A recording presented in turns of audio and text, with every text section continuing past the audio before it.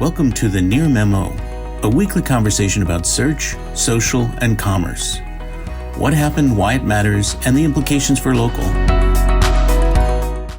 Well, the implications seem to be fairly radical, and they extend to local. Obviously, we were just talking about the dominance of the hotel finder and the local finder in this user research that we've done.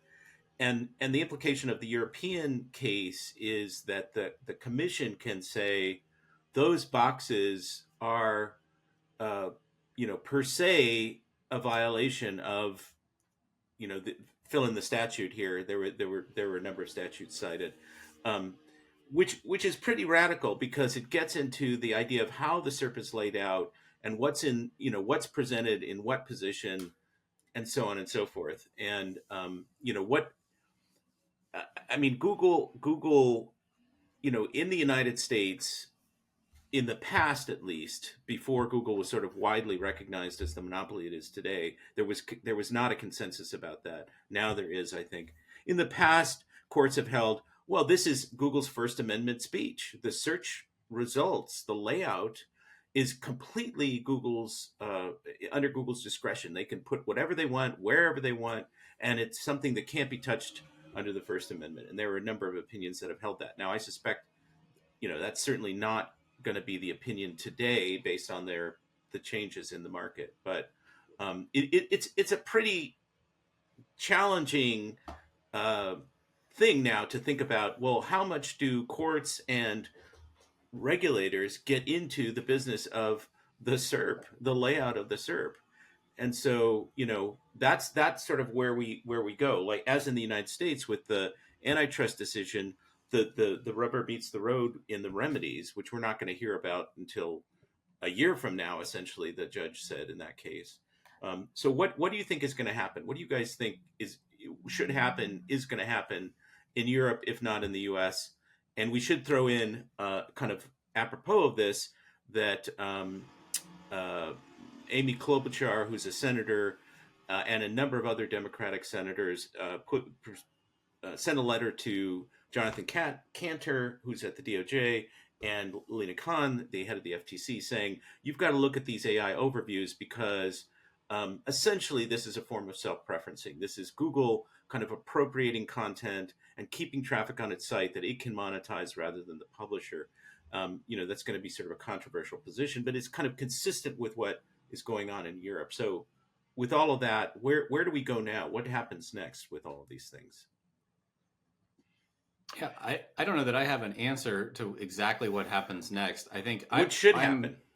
Well, I would say I would not be in favor of governments regulating exactly what the SERP looks like. I mean, that's like walking a line that's pretty close to censorship. It's gonna F things up, basically, if that's what ends up. But I do think that governments should be regulating Google, and they should be setting parameters that essentially any module that Google wants to introduce that the rest of the web has to be able to compete in that module, right? Which was not the case in Google Shopping, which was the sort of crux of the decision that just came down in the EU. And it is not the case in local or hotels that aggregators of all stripes can compete in local pack results, right? I mean, or local finder results. And so I think that essentially that I would advocate for some kind of lighter touch regulation that doesn't tell Google what the SERP looks like or how it has to be organized or anything like that, but essentially that any site needs to be eligible for anything that Google introduces. And I think that that's clearly not the case in local and hotels right now, given the visual preference and the positional preference that it's giving its own results. So let me play devil's advocate here. One is that individual businesses have a presence in the local pack and benefit from it directly rather than it being driven through an aggregator. So, and there's a certain obvious tension between aggregators who want a cut of every business's income and the business that doesn't want to provide it, whether it's Booking or OpenTable, which I think is owned by Booking as well. Those kinds of things, right? So Google's going to say, perhaps justifiably, that these are available to individual businesses. Now, the problem or they're going to monetize it the way they've monetized the hotel pack, which is individual businesses, but then monetized right through but the scale of booking. the click right? stays on Google, right? The click stays on Google for any result in the hotel finder. And so if you had every click going to an individual business website or an aggregator that Google's own algorithm said was actually a stronger result than the individual business website, Google wouldn't be keeping that traffic and wouldn't have the ability to monetize those sort of sub clicks. And I think that that's. But I also see this danger of if booking is the link for that hotel on that finder page, then that sort of self-reinforcement of brand and link and click-throughs and landing pages still leaves the aggregator in a very powerful position with your solution, as opposed to the supplier, the hotel, right? Isn't this analogous in the European context where people were going to the GBP, the profile, and then there was a list of paid or organic links to these aggregators, and that's, they would click through. Isn't that kind of analogous to the sort of involuntary food delivery links that Google was putting on restaurant pages to some degree, right? Sort of taking traffic that would the business didn't have the option. That's right. Right.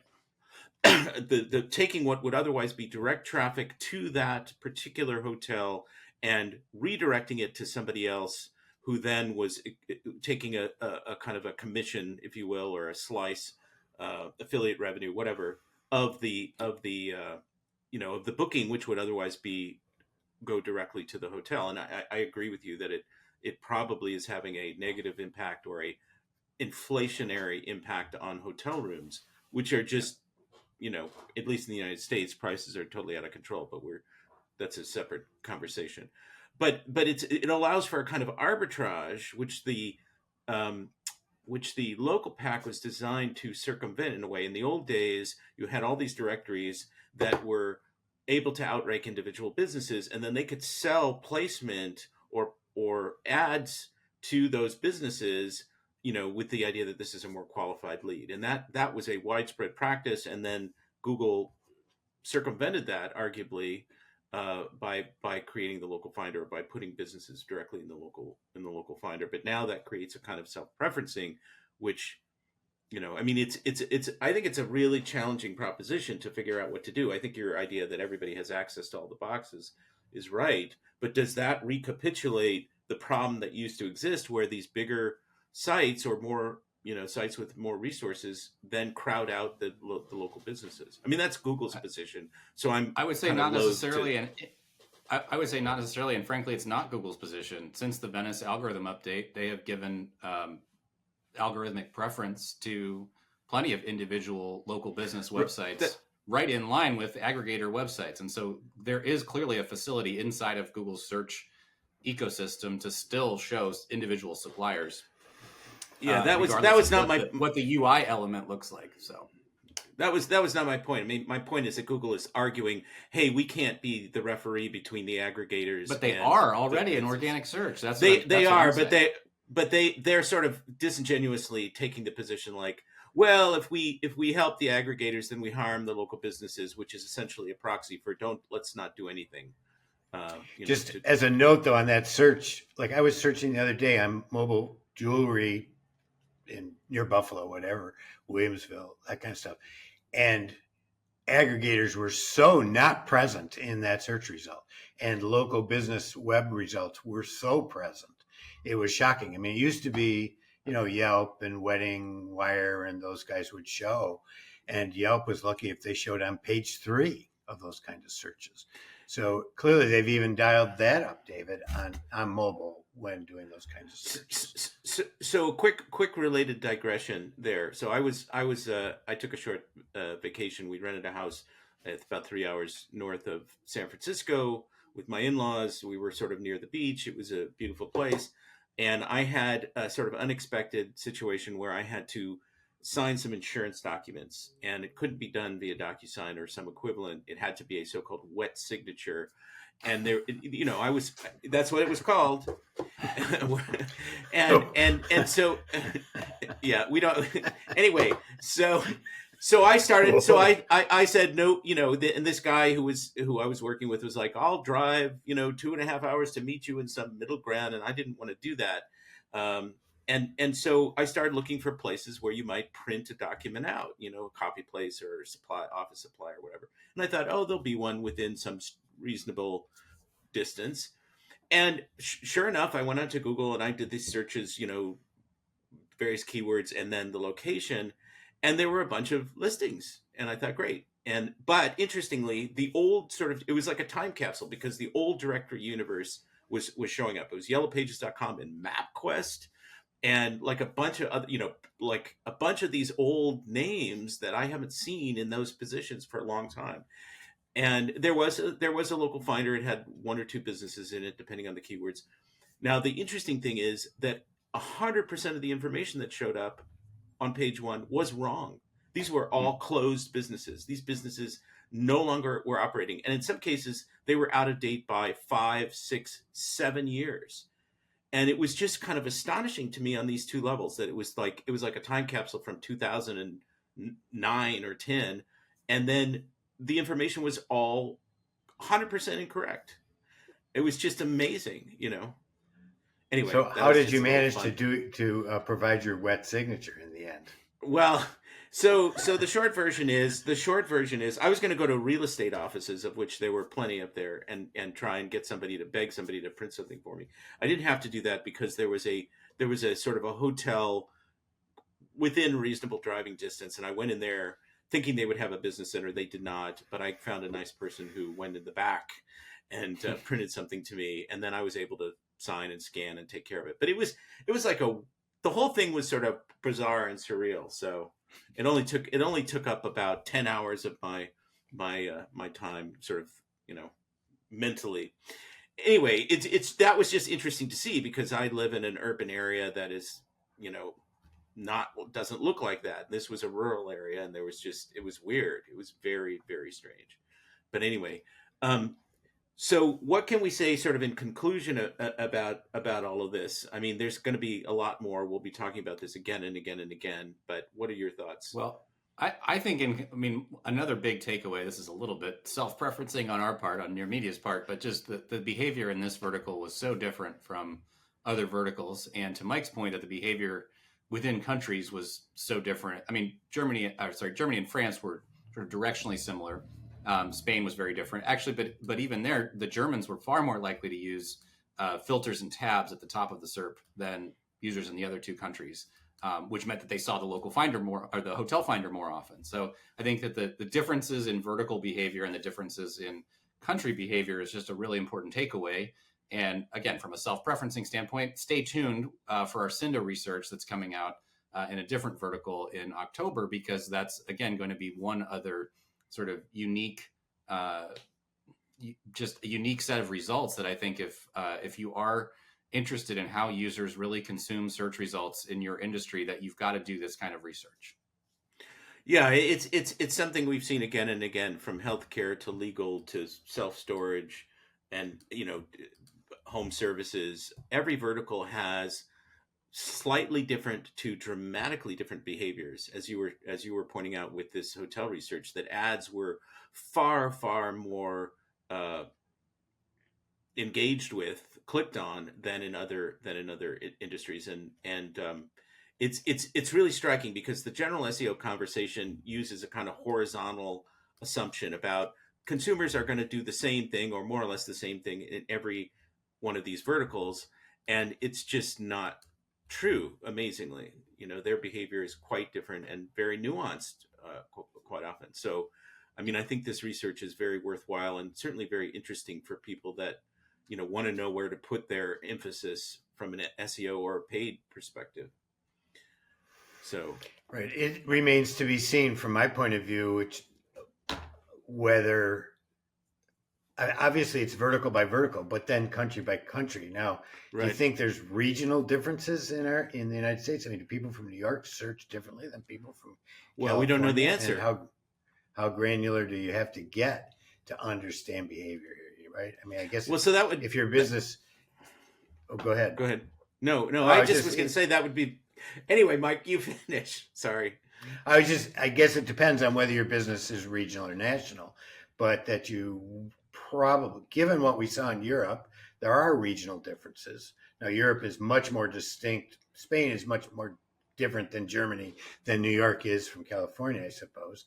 But it may have to be done even smaller units of geography if your business is in a smaller unit of geography. So here's what we need. We need some multi-location brand or franchise to step forward and let us do this research in different geographic markets, in the United States or in North America, and provide the answer to that question. I think that would be a very interesting question. But we need somebody to fund the study. So if you're out there, if you're listening, and if you're in Europe, or you're going to be in Europe in mid-October, I am going to be in Croatia for the Cinda conference, presenting that data together with Cinda, and it'll be very interesting. And there'll be an expanded version of this conversation, and a very interesting one from a European point of view about where all this may go.